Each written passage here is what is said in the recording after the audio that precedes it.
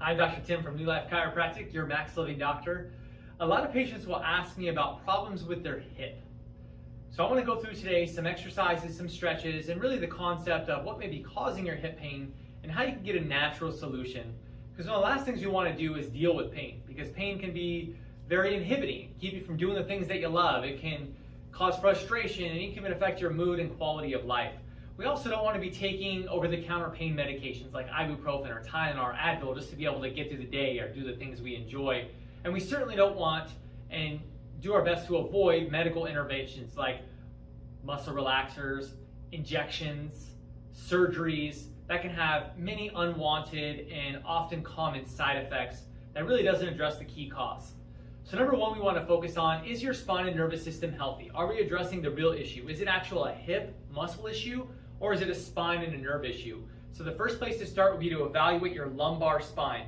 The nerves in your low back, they actually go into your hips, they go into your legs. And a lot of hip issues can be a nerve referral from your lower back from what's called subluxation. If your spine's twisted or tilted, if it's not moving or functioning properly, and only a qualified chiropractor can really assess this for you, and that's where I would start first. You also want to look at your pelvis. The pelvis is the base of your spine. This is where your hips attach right here. If your pelvis is twisted or rotated, it's going to create abnormal stress on your hip, and it's going to create tension in the surrounding issue. So you could be getting hip inflammation and tightness and lack of mobility, but it may actually be a pelvic problem. So that's why getting to the cause first is very important. We commonly see people come in with hip, knee, foot issues, numbness, tingling, referred pain that actually stems from the spine that can be corrected with the right type of proper chiropractic care.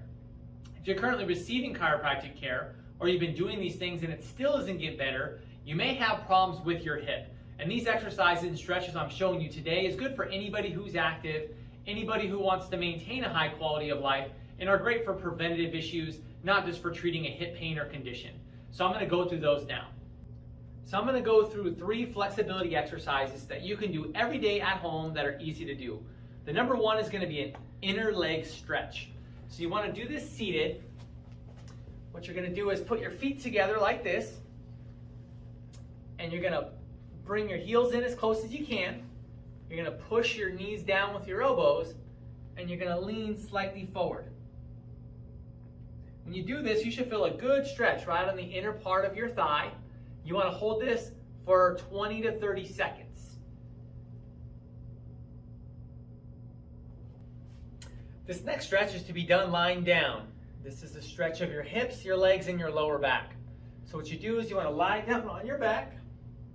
You want to bring your chin towards your chest, grab your knees, and pull your knees up towards your shoulders as you're bringing your chin down.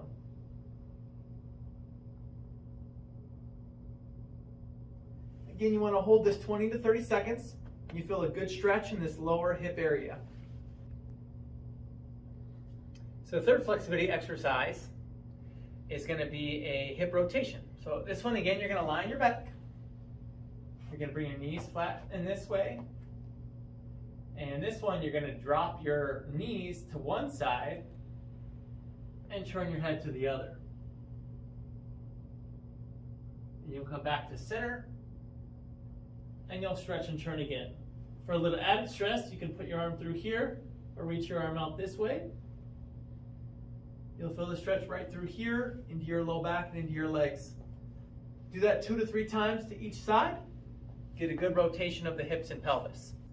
So I'm also going to show you 2 strengthening exercises for the hips. You want to do these ones about 3 to 4 times a week, and it can incorporate into your normal activities, workouts, or stretches throughout the day.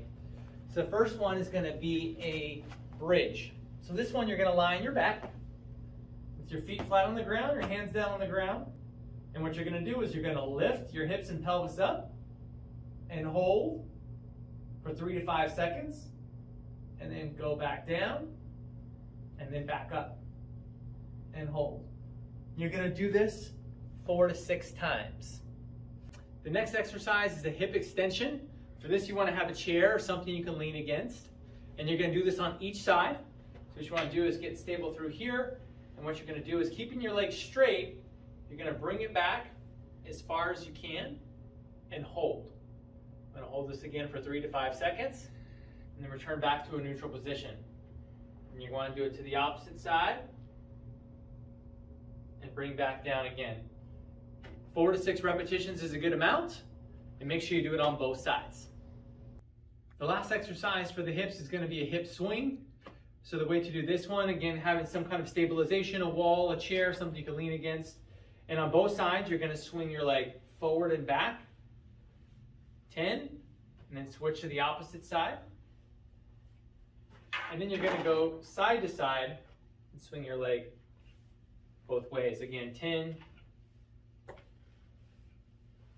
with each leg. If you do these stretches and exercise regularly, you're going to notice that your hip mobility increases, that you're able to do a lot more, you're going to be stronger, and you have a lot less issues. If you want to know any other questions or want to get that evaluation, you can check us out online at newlifechiropractic.rocklin.com. And feel free to follow us here on YouTube to get more tips on living a healthy life naturally.